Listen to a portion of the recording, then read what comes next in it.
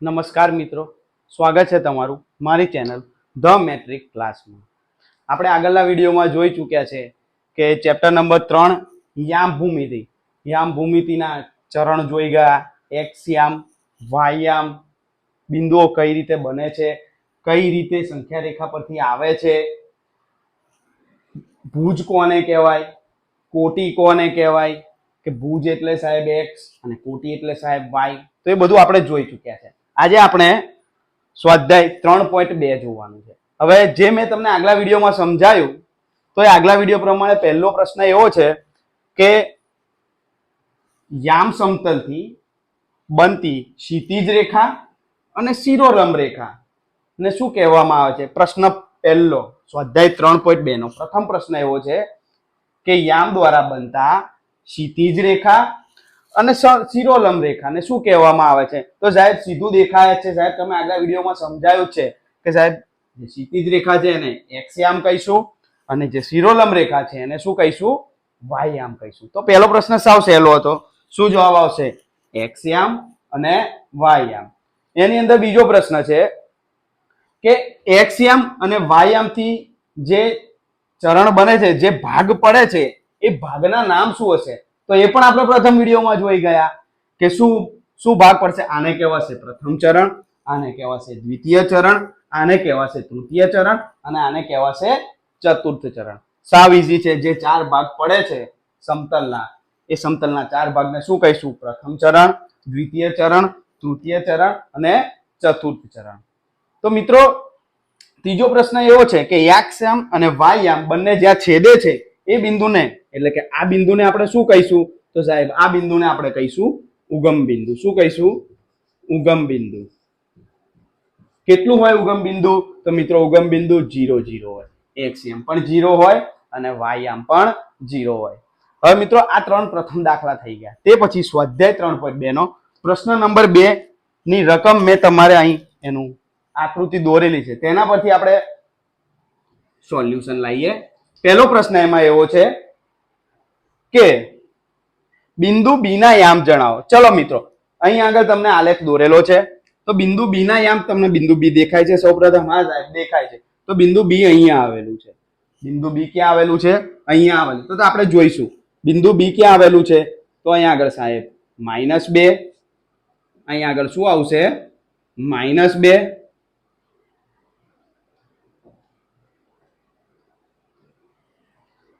Sorry +2. Y યામ છે એટલે શું આવશે? +2 અને અહીં આવશે -5. તો બિંદુ બી આપણને શું મળશે? સાહેબ બિંદુ બી મળશે મને 5. પહેલા એક્સ યામ લખવાનો યાદ છે ને પ્રથમ વિડીયો કે -5 અને 2. તો બિંદુ બી ના યામ શું મળ્યા? -5 અને 2. હંમેશા પ્રથમ શું લખીશું આપણે? એક્સ અને પછી શું લખીશું? વાય યામના બિંદુઓ લખીશું. આ તો તમારો બીજાનો પહેલો. બીજો પ્રશ્ન છે આગળ અંદર કે સી ના યામ જણાવો. તો સાહેબ સી ક્યાં દેખાય છે? તો સાહેબ સી આ રહ્યો. સી ક્યાં છે? તો સાહેબ સી આ રહ્યો. સૌપ્રથમ કેટલા આપેલા છે? 5. અને કેટલા આપેલા છે? અહીં જુઓ એટલે તમને ખબર પડી જ જશે. 5 અને -5. પણ 5 અને -5 માં આપણે પહેલા શું જોઈશું કે x શું છે ને y શું છે? કેમ? તો કે પહેલા x લખવાનો છે અને પછી y લખવાનો છે. તો x કેટલા છે સાહેબ? 5 અને y કેટલા છે? -5. તો પ્રથમ શું લખાશે? સી ના યામ શું મળશે? અહીંયા દર્શાવીએ આપણે. સી ના યામ શું મળશે? સી ના યામ મળશે સાહેબ +5 અને -5. ચલો રેડી. પહેલું x યામ લખીશું અને બીજો y યામ લખીશું. ત્રીજો પ્રશ્ન છે -3 અને -5 દ્વારા દર્શાવાતું બિંદુ લખો. તો -3. તો સાહેબ પહેલા બિંદુ શું હશે? માઇનસ. તો x હશે. તો -3 અને -5 આ રહ્યું. જો y યામમાં -5 ક્યાં છે સાહેબ? તો કે આ રહ્યું. x યામમાં -3 ક્યાં છે? આ રહ્યું. તો કયું બિંદુ આવશે સાહેબ? આ બંનેને મળતું બિંદુ કયું છે? તો સાહેબ બિંદુ ઈ. તો ત્રીજાનો જવાબ શું આવશે સાહેબ? બિંદુ ઈ. શું આવશે? બિંદુ ઈ. એના બિંદુઓ કયા કયા છે સાહેબ? તો -3 અને -5. ચાલો 3 દાખલા થયા. ચોથા દાખલા પર નજર મારીએ.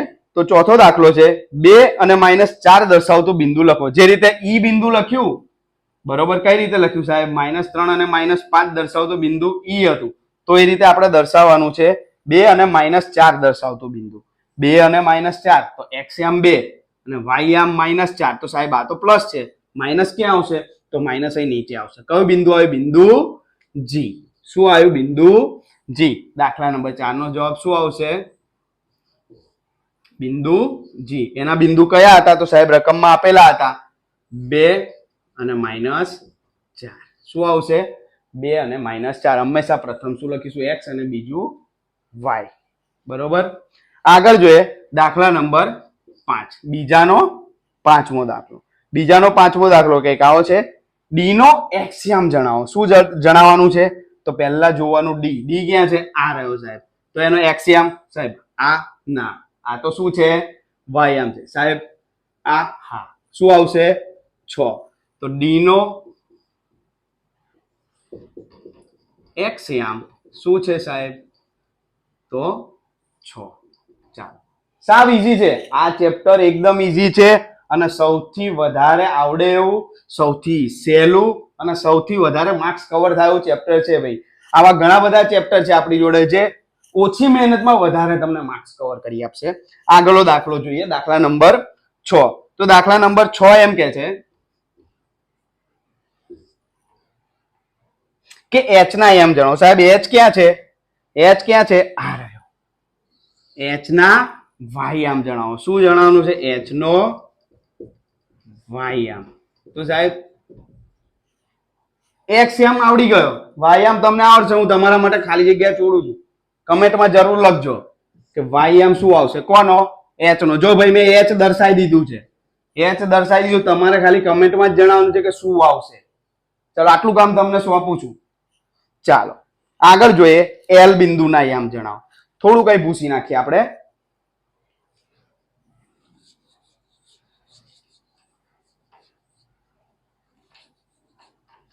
દાખલા નંબર 7.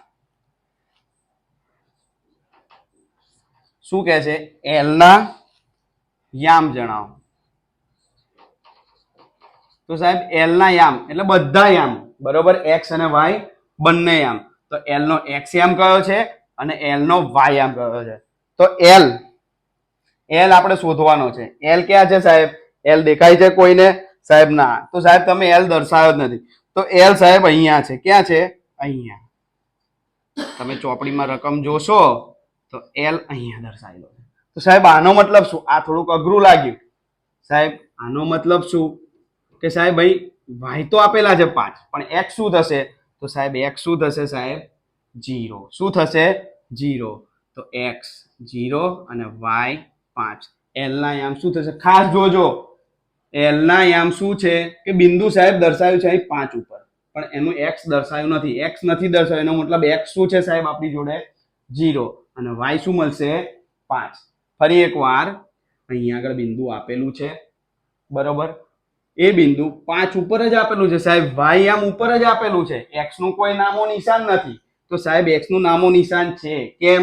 કેમ કે એક્સ શું છે? પોતે 0 છે અને વાય છે એ આપણને આપેલા જ છે 5. એટલે આ શું આવશે? 0, 5.